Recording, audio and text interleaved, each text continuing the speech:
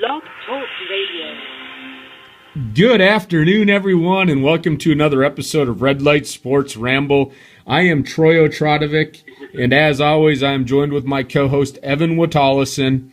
Today, Evan, we are going to talk probably about the thing I never actually would have imagined in my wildest dream. But today's episode is Twitter Talk, since tomorrow we have Kevin Cunningham on from the Royal Sports to talk UW-Whitewater football. Today we've moved Twitter Talk to Tuesday, and we've got what I think is a pretty good lineup. So sit back, everybody, listen to Evan and I ramble. And with that said, Evan, you broke it to me in the pre-chat. And I've been busy today, so I really didn't hear much. And so I'm going to give you the lead, but from an article on SB Nation, in an article by Jason Hirschhorn, the report is the Texas Longhorns are interested in Packers head coach Mike McCarthy. What do you know about this, Evan? Let's fill the listeners in because this is pretty big news. Yeah, ESPN's Chris Mortensen reported today that the Texas Longhorns have a list of NFL coaches that they're interested in, and Mike McCarthy's name is on that list. And they're talking about it on local sports talk radio right now as might be an offer too good to turn down because Texas has very, very deep pockets, so they could probably almost double his $5 million salary if they really wanted him bad enough. I don't know if he'll go. I don't think he would because I don't know if his personality fits the NFL very well, but it's very interesting news right now. It's crazy news. It's crazy news. I mean, let's think about this logically, and let's maybe put together a list of pros and cons. I mean, this is news, like I said, that hasn't made it up to me out here on the East Coast, out by Pittsburgh. Of course, it's not going to be that big of news out here. But, I mean, I read the article, I kind of breezed through it while you were talking and while you sent me the link. But what is the biggest advantage to this? I mean, is it just the money? I mean, why would you want to leave a great gig coaching the Green Bay Packers, winning a Super Bowl, having arguably one of the best quarterbacks in the NFL in his prime right now? Why would you want to leave that gig to go to Texas other than the money? Can you think of anything else? Well, Texas Longhorns, they have a national reach, so it wouldn't take a lot to get top-notch recruits in there, as they already get top-notch recruits. It's in a very good location. There's a lot of dollars in the athletic department to expand things, and they also got the Texas Longhorn Network that we keep hearing a lot about that they're partnering with ESPN with to have their own network. So those are the big pros right there about it. I mean, it just seems to me that this is something they're gonna throw this list out there, but I don't see a benefit. I mean, if you leave the position, go to college, like you said, let's talk about McCarthy's personality. You and I have followed the Packers. I mean, we're Packer fans. I would have to agree in the article that I'm not sure if his personality is going to be one that fits in the college game today. He's got kind of that old school personality, in my opinion, kind of that stoic, matter of fact, I'm not going to show a lot of emotion type coach. And I don't know if that works in the college game today. What is your thought on that? I don't know if his personality would fit at the college game, just by watching how he interacts with the media. He's very short, very stubborn. I don't know how he would interact with college players. But if you look at how the Packers are made up right now, really, they're the youngest team in the NFL consistently, so he's used to dealing with the younger guys. And one of the points that they were making, jokingly, obviously, on the Big Show on 1250 WSSP here in Milwaukee, is who knows, 4 years from now, the Longhorns might have a roster younger than the Packers do currently. So, yeah, I don't think he would mix well quite in the college game, but he is already used to working with young players. Yeah, I mean, I guess I can see that, and I can't disagree with you. But, it just, I guess, one of those that comes as a shock to me. And I guess it shouldn't be so much of a shock that the Longhorns are going to go after a big name. I mean, I know Mac Brown did a great job down there, but the last couple of years have not been anything to write home about.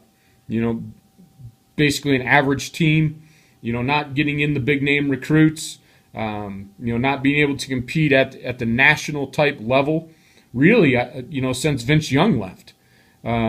Maybe a year or two after that when he had some other players around him there, but that program is in a state right now where they need to get some of those big name recruits in. Maybe McCarthy can do it. I know he spent some time at Pitt. I know he spent some time in the college ranks. He was regarded as a really solid college coach at that time. So I guess it makes sense that he has some of that college background and be able to step into it.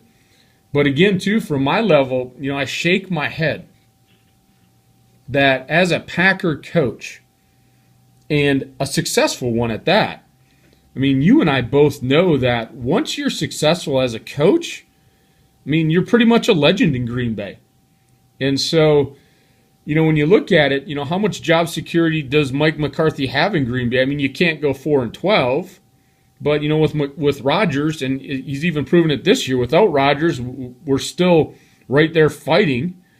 That, he's pretty much got some job security. I'm sure when his contract is up, the Packers will, give him a fair deal, but if it's all about money, I guess I can't blame him at that point. How would you feel, Evan, if after the season this did happen? How would you feel personally? I would be disappointed because as a fan, I'm a big McCarthy guy. I really respect him, really like him, love what he's doing to the Packers. Especially after, the Mike Sherman years and the Ray Rode year. I really like McCarthy, so I would be very disappointed because, he's very good at what he does. He's one of the top probably 3 or 4 coaches in the National Football League. But I would be very interested to see who they would bring in to possibly replace him. So it'd be very interesting to see. How would you feel as a fan? Oh, disappointed. I will tell you this. Like you said, a big supporter. I'm not always one of McCarthy's biggest supporters. You and I talked about it earlier in the season. Some of the things, there's sometimes I question, the control that he has and should he give up some of that control. And the thing is, though, as a fan of the Packers, I'm not going to sit there and say that, I totally love Mike McCarthy and, oh, my God, McCarthy is this and McCarthy is that. The word you mentioned that I have for Coach McCarthy is respect. And I look at it from the standpoint of just everyday life. I mean, you and I are both professionals. Outside of the Light Sports Ramble, we have professional jobs. And there's a level of respect that you have for, we'll call them peers and other people. And that's the respect I have for Coach McCarthy for what he's done for the organization. He's put a lot of structure into it, being able to overcome adversity. I think over this stretch with Rodgers out, the respect that I have for him has grown a little bit. To be able to handle this with all the criticisms, and some criticism from you and I. You and I have given him some criticism. I think he's handled it like the ultimate pro would. And so I have very deep respect for him. And I think that is hard to replace. And so I would be disappointed that we're losing a quality coach, if that makes sense to you. Yeah, it does. It would be, he's a very quality coach. He's really good at his job, and I think it'd be very hard to replace him. The names they would throw around would be John Gruden or Steve Mariucci, but they've been out of the game for a while.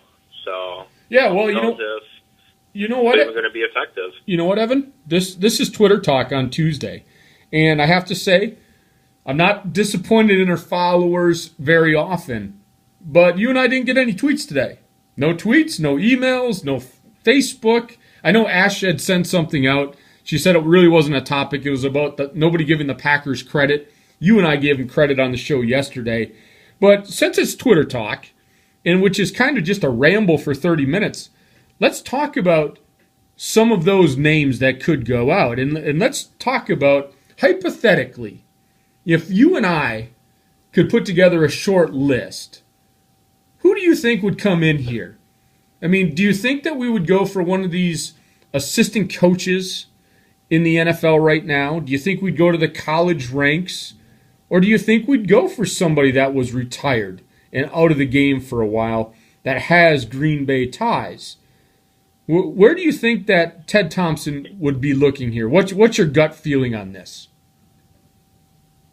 Well, if it was me personally making the decision, I'm giving a call to Stanford's head football coach, Shaw. I'm a big fan of his. I think, he's done outstanding replacing Hardball there, and he's kept Stanford going in the direction they need to go, and he's shown that he can run multiple kinds of offense there, pro-style West Coast, option read. So I think he would be a very intriguing choice, very good offensive guy. But me personally, I would be okay with Mariucci. I think he kind of got a raw deal in Detroit. Was coaching a team that had a GM that's completely inept at his job in Matt Millen. So I don't care who you were. You could have been Bill Walsh himself. I don't think you would have been successful in Detroit when Mariucci was there. I'm not a huge John Gruden guy. Now, with the way the Packers are made up right now, I think he would be fine. He already has a quarterback in place. But John Gruden has never shown the ability to be able to develop quarterbacks. He's taken quarterbacks that have already been there, and that's been about it. But I think those are three guys that Thompson would go after.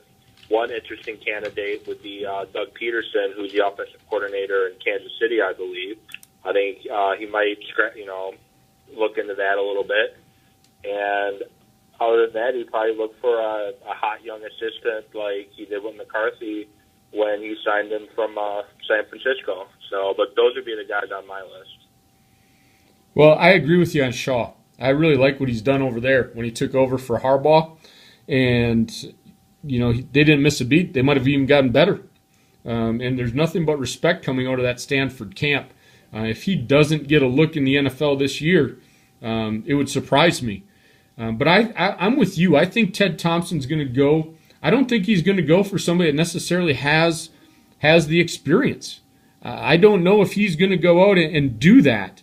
I mean, yes, the names, the Mariucci's and the Grudens, are probably going to get thrown out there. I don't know if he goes that way because Jim Moore Jr. probably will. That's a good one. I didn't even think of that one. That's a good one to throw in there. How would you feel about that one? I might be okay with that one. I'm okay with him. I'm not sure. I mean, I'd have to really look into it. I'm not sure how I feel about him. But let's look at this. This is something you brought up the other day. I mean, Philbin is about to take that team to the playoffs in Miami. Hopefully, I think they have the easiest road to do this, the least bit to stumble down there. But you had brought it up. With all the controversy going on and the incognito thing going on, he's suspended with pay. I mean, we talked that he possibly might not be back in Miami. So could we see McCarthy going to Texas and Philbin being back as the head coach? What do you think about that? I think Philbin's job's safe for now. I think a few weeks ago I was in the camp that I didn't think he was going to make it. And a lot of that had to do with the combination of off-the-field stuff and the on-the-field stuff. But I think Philbin's safe now. And if he were to get let go and McCarthy were to leave, I think that would be an option Thompson would look at because he has had some success in Miami. There's just been off-the-field stuff that's been the big thing. But I would be open to that. I would be. What about this name? Now, I'm just thinking. I mean, now you got my wheels spinning, Evan. This is awesome. And I just tweeted out that people should call in. What about the AD at Wisconsin, Mr. Barry Alvarez? Do you think there'd even? Do you think there'd even be a look there? Because I know he's a good I don't coach. think so. I think a few years ago it would have been a good choice back when he was, getting the Rose Bowls done. About the same time they hired Sherman, I think he would have been a good choice there. But I think the game's passed him by overall. You know, he looked very. I'm not going to say he looked bad in the Rose Bowl, but it looked like he was a few steps slow in the Rose Bowl. You know, like he wasn't the same coach that he was when he was the head coach at Wisconsin previously. And, you know, I wouldn't expect him to be because he had been out of the game for about 6 years, I believe, with Bielema's tenure, maybe 7. So he'd been out of the game for a while, but he just looked like the game had passed him by, like decisions he was making and time management and stuff like that. I just don't think he would be a good choice. Yeah, I'm just throwing names out now. You've got my wheels spinning. They're going to spin all night about this. Because the more I think about it, you know, if this comes down to, you know, like you're saying, the big contract and being able to do it, I don't think personally that if I was an advisor of McCarthy that I would say do it. You and I know what can happen in the college ranks. They can throw that big money at you, but if he doesn't go out and he doesn't produce, he's not. I mean, not like he would probably have a hard time finding another job, but you're giving up pretty much a stable position here in Green Bay to do that. So it's kind of fun to throw names out. But, you know, with that said, you know, we had 2 other topics on. I know we're going to talk a little bit today about the power rankings. And we have about 13 minutes left. So I've pulled them up. You've pulled them up. We've got the CBS power rankings up. And, you know, I'm okay with Seattle being on top. You got Denver number 2, but I know you had – when we get to number 3, this is where you started your problem. And so let's talk about these power rankings. We've got Seattle number 1. We've got Denver number 2. And the Patriots, they have ranked number 3. So I'll let you take it from there, bud. You know, the issue I have, and I like CBS Sportsline, and CBSSports.com used to be CBS Sportsline. I'm a fan of their site. I like them better than ESPN most of the time. Because, you know, ESPN, you have to be an insider to pretty much read anything worth of value. But they have the Patriots, who just lost to the Dolphins at number 3. They dropped them down from number 2 to number 3. When you have the 49ers, the Chiefs, and the Panthers all right there. And then they only have the Saints down at number 6, who just lost to the Rams quite convincingly. So I just have an issue with them having the Patriots at number 3. They don't have Gronkowski. They have no outside threats on the field whatsoever. The only 2 receivers they have is Edelman and Amendola, and they're both slot guys. They have nobody that can attack the outside. So Brady can't throw the ball whatsoever, and that defense isn't the greatest. You know, the defense has been struggling lately. They're not the greatest out there. You know, they've been having a hard time stopping people. And you look with San Francisco with Frank Gore running good, that defense back to being the defense. The 49ers is playing really good football right now. And the Chiefs, they just kicked the snot out of the Raiders, I think 56-31, something like that. Correct me if I'm wrong. I think you put both of those teams ahead of the Patriots, to be honest. I think you put the Panthers ahead of the Patriots. The Saints, after their loss to the Rams, I'm not sure. But I would even make an argument for the Saints being ahead of them. Just by the Patriots are a shell of their former selves, and I think the only reason why they're ranked so high is their reputation and, you know, Tom Brady and all that. Well, I'm going to jump on your bandwagon, and I'm going to agree with you. Go figure, right? Go figure. I agree with Evan, my co-host. You know, it happens often. We don't disagree too much. However, I'm going to give you props because I picked the Lions last night. You picked the Ravens, so you were right. I was wrong. But back to your point. The Patriots do not deserve to be number 3. When I look at this list, I believe they should be ranked right ahead of the Bengals. The Panthers at 7? I mean, why are the Panthers at 7? I don't understand it. I could actually, to be honest with you, I don't have a problem. I have no problem flip-flopping the Patriots and the Panthers and putting the Panthers at number 3. I think the Panthers have been the most underrated team all year. And I know on Friday we'll do our NFL talk and we'll preview the good games, the playoff games for the weekend. And we're definitely going to preview the Carolina Saints game on Friday. And I know they went to New Orleans and they didn't perform really well. We thought that was a game they were going to have to, Cam Newton was going to have to show up to prove that he was that elite type quarterback, and he didn't get it done. But I think the Panthers, in my opinion, when you look at that, the Saints and the Panthers on a neutral field, I think that game is 50-50. I think they're gonna swap games. I think those two teams are very good, and so I would move the Panthers up on that list. And the other thing, I know that the Cardinals had a tough game against the Titans, and they had to go to overtime. That Titans team, though, I will give them credit. They played tough all year. You know, they just don't have a lot of talent on that roster. But the Arizona Cardinals are a team that nobody else is talking about. I would actually move the Cardinals up a few spots on this. I'd move them ahead of the Bengals. The Bengals laid an egg on Sunday night against the Steelers. And so I would put the Cardinals ahead of them. I'm not so sure if I'd put the Cardinals ahead of the Patriots at this point, but I'd move them up a little bit. And so I'm with you. I looked at that and I saw the Patriots at 3, and I'm like, are you kidding me? Just because you got Belichick and Brady, you're going to put them at number 3. And so I agree with you there. These rankings sometimes I think. I did. Oh, go ahead.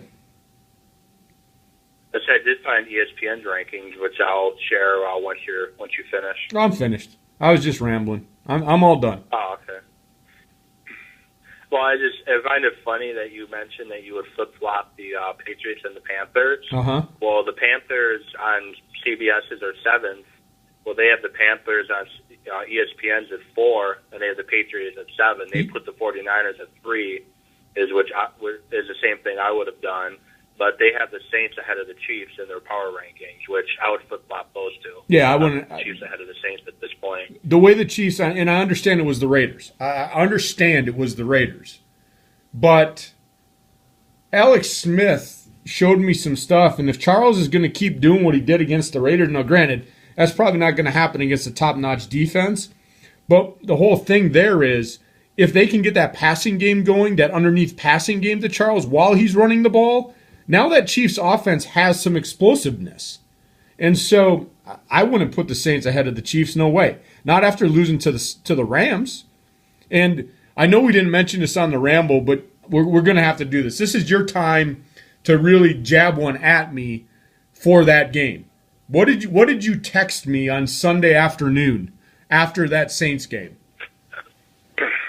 I think it was along the lines of should have stuck with your gut or whatever. Yeah. So fill the listener first instinct.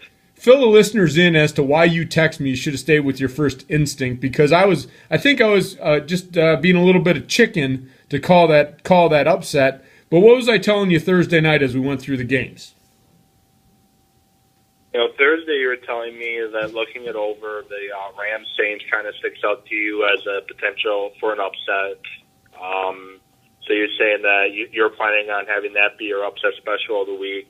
And then when we were pre-showing on Friday, you pulled that off the table and said, no, I don't see how the Saints lose. Yeah, so I was a chicken. I was a chicken. So the numbers lied to me. The numbers and all the things lied to me. So darn Saints, laying an egg. But, yeah, I did. You can rib it there. So, that might be a lesson learned for me. I should just go with my instinct. And, what my instincts are telling me, just go with it. But, I think you look at this, and what I'm seeing here is, at this point in the season, though, Evan, when we look at these rankings, do the rankings, I mean, these are more for the fans and so on and so forth. But when we really look at these rankings, who are the two, give me your scariest team in the AFC right now. Not necessarily the best team. Who is the scariest team to you in the AFC that is playing really good football that could make some noise in the playoffs?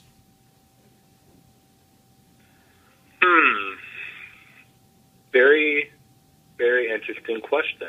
I don't really have a team in the AFC that really stands out to me. The Broncos just lost to the Chargers, which is a game they should have easily won. You know, the Chiefs, after losing twice to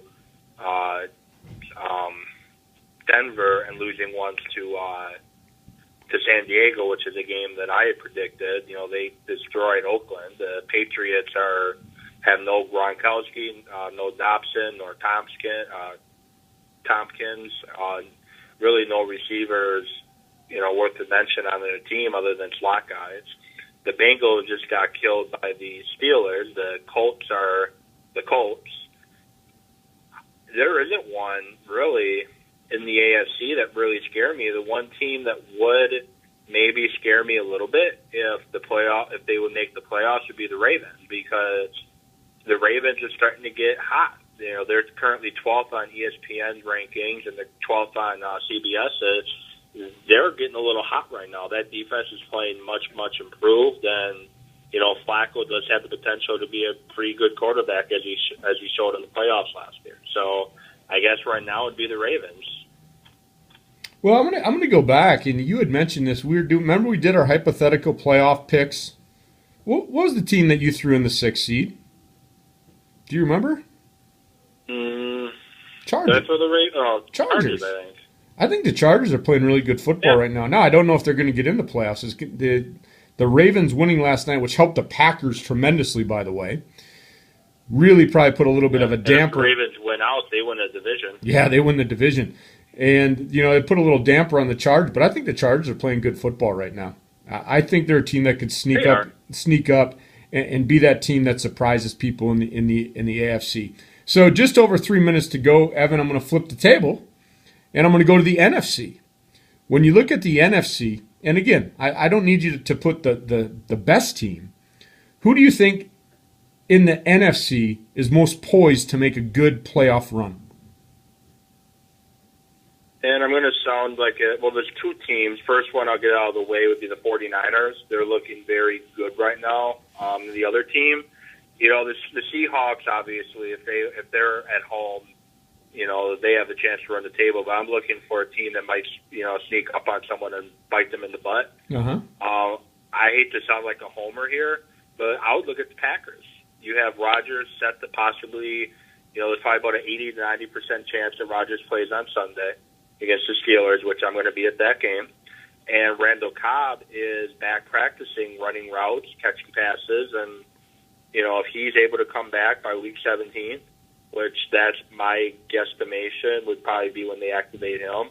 They probably want to have him practice all week because he hasn't been medically cleared yet. So you have Rodgers coming back in week 16, Cobb coming back in week 17, and then you have the way Eddie Lacy's been running the ball and the way the other receivers have been playing. I don't care what the defense has been doing lately. With the healthy Rodgers, Randall Cobb going in with what's already there, they could be very scary come playoff time. God, there's always a reason that I knew we were together on the Red Light Sports Ramble, because you stole my thunder. You stole it again, Evan. That was when that happened. Well, and we have just over a minute, so we're probably going to have to, you know, the whole thank you thing we'll let go by the wayside. But just to touch on what you're saying, with the Ravens win last night, the Packers now control their own destiny. All they have to do is go take care of business. Beat the Steelers, beat the Bears. They win the NFC North. They get a home playoff game, and like you said, a healthy Aaron Rodgers, a Cobb returning. That offense is going to be able to score points. They were scoring points with Flynn here in the last couple of weeks. Not at the pace that we're used to, but that offense becomes scary when you put number 12 back in there, and it makes up for a lackluster defense. I am with you. If the Packers make the playoffs, I think teams might be a little bit worried. But with that said, Bud, we're running just at 20 seconds, so I'm going to wrap it up. Thanks for co-hosting with me again. As always, my pleasure. We'll see you all at the next red light. We'll get at you tomorrow. Join us, Kevin Cunningham. Seconds. From the Royal Purple Sports, the editor, we talk UW Whitewater football in the NCAA Division III playoffs. Have a great day.